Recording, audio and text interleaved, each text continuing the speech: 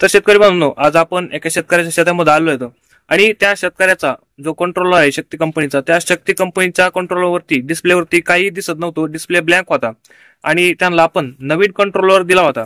आणि हा जो नवीन कंट्रोलर आहे, हा नवीन कंट्रोलर देऊन सुद्धा त्यांच्या डिस्प्लेवरती त्या मोटर वगैरे चालू होत नव्हती. नवीन कंट्रोलर बसवला तरी सुद्धा त्याच्यावरती मोटर ही चालू होत नव्हती. त्याच्यामध्ये जो 3 HP आणि 5 HP चा जो कंट्रोलर आहे तो कंट्रोलर सेम असतो. आणि हा जो सोलर पंप आहे, हा सोलर पंप हा 3 HP चा आहे आणि हा जो कंट्रोलर आहे, हा कंट्रोलर त्यांना 5 HP चा आलाय. आणि जो 5 HP चा आला असल्यामुळे त्यांचा जो कंट्रोलर आहे त्या कंट्रोलर चालू होत नव्हता. मोटर चालू व्हायची आणि त्याच्यानंतर काही सेकंदानंतर बंद पडायची. त्याच्यामध्ये आपण जे काही पॅरामीटर असतात ते पॅरामीटर वगैरे चेंज केलेले आहेत आणि जी मोटर आहे ती मोटर आता चालू झालेली आहे.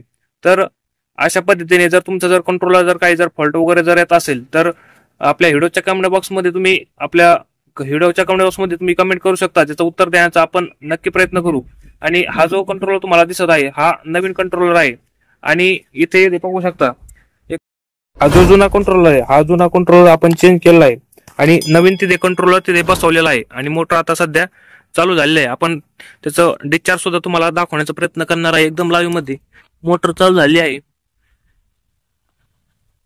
तर अशा पद्धतीने हा 3 HP चा जो सोलर पंप आहे, हा 3 HP चा सोलर पंप आहे आणि 50 मीटर मोटरचं हेड आहे आणि सध्या ढगाळ वातावरण आहे आणि ढगाळ वातावरणामध्ये सध्या एवढं पाणी त्याच्यामध्ये पाणी चालत आहे. तर शेतकरी बांधवांनो, जर तुम्हाला सोलरला कुठल्याही प्रकारचा फॉल्ट येत असेल तर आपल्याशी संपर्क तुम्ही करू शकता. धन्यवाद.